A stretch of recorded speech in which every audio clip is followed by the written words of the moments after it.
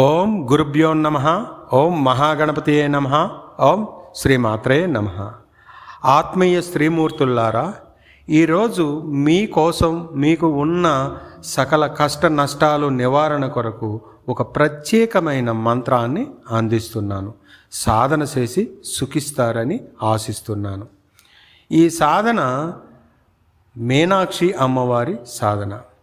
ఈ సాధన చేయడం వలన మనకి ఎటువంటి సౌభాగ్యాలు కలుగుతాయి, ఎటువంటి బాధలు నివారించబడతాయో ఒక్కసారి తెలుసుకుందాం.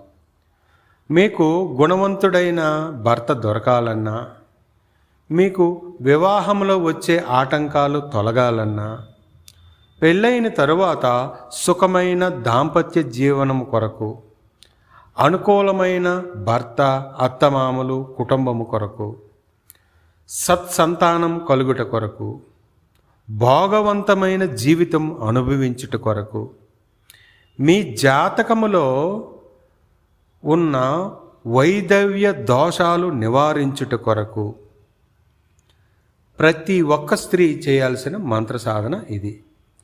ఇంకా మీకు పెళ్ళై ఉంటే, మీ కుటుంబంలో ఆర్థిక పరిస్థితులు బాగులేకపోయినా, కష్ట నష్టాలతో మీరు సతమతమవుతున్న ఈ మంత్ర సాధన నిర్భయంగా చేసుకోవచ్చు. ఇక సాధనా విధానాన్ని పరిశీలించినట్లయితే, ఏదైనా ఒక మంగళవారము, గురువారము లేదా శుక్రవారాల్లో ఈ మంత్ర సాధనను ప్రారంభించండి. దీక్షాకాలం 21 రోజు. ప్రతిరోజు 108 సార్లు ఈ మంత్ర జపం చేస్తే సరిపోతుంది. సాధనా సమయంలో స్త్రీమూర్తులు చీర తప్పనిసరిగా కట్టుకోవాలి. చీర కానీ, జాకెట్ కానీ, లేదా ఈ రెండింటిలో ఏదో ఒకటి కానీ పచ్చని రంగులో ఉండాలి. చిలుక పచ్చని రంగులో వస్త్రము ఉండాలని అర్థం. ఈ నియమం మంత్ర సాధన చేసే సమయం వరకే, తరువాత అక్కర్లేదు. అయితే పాశ్చాత్య పోకటలకు అలవాటైనటువంటి నేటి స్త్రీమూర్తులు నైటీలు, మిడ్డీలు, టీషర్ట్లు, ప్యాంట్లు వేసుకొని ఈ మంత్ర సాధన చేయవద్దు. చేస్తే పుణ్యం వస్తుందో లేదో కానీ ఆ దేవత యొక్క ఆగ్రహానికి మాత్రం తప్పనిసరిగా గురవుతారు.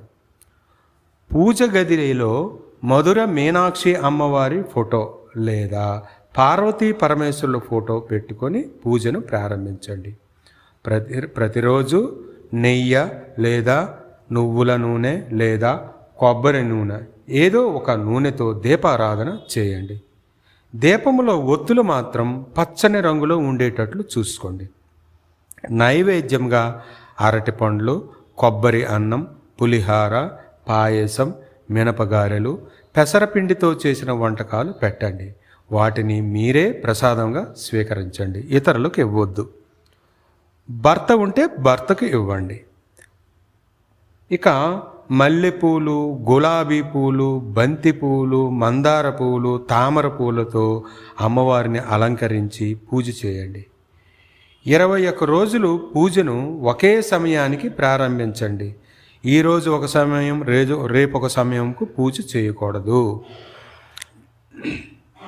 మీ కుటుంబ దైనందిన కార్యక్రమాలు పూర్తయ్యాక, ప్రశాంతంగా ఉన్నాకనే అప్పుడు పూజను ప్రారంభించండి. తొందరగా పూజను మాత్రం చేయొద్దు.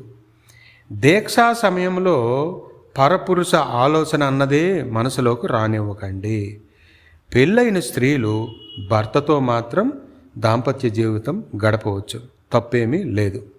ఇక అబద్ధం ఆడరాదు, చిన్న పిల్లలను అస్సలు తిట్టకూడదు, పెద్దలను తిట్టకూడదు, ఎవరిని దూషించకూడదు, ఎవరిపైన అనవసరంగా ఈ దీక్షాకాలంలో కోపపడడం, శపించడం లాంటి పనులు చేయకూడదు. మాంసాహారం భుజించరాదు. అయితే మీ కుటుంబ సభ్యులు మాత్రం ఇవి తినవచ్చు, తప్పులేదు.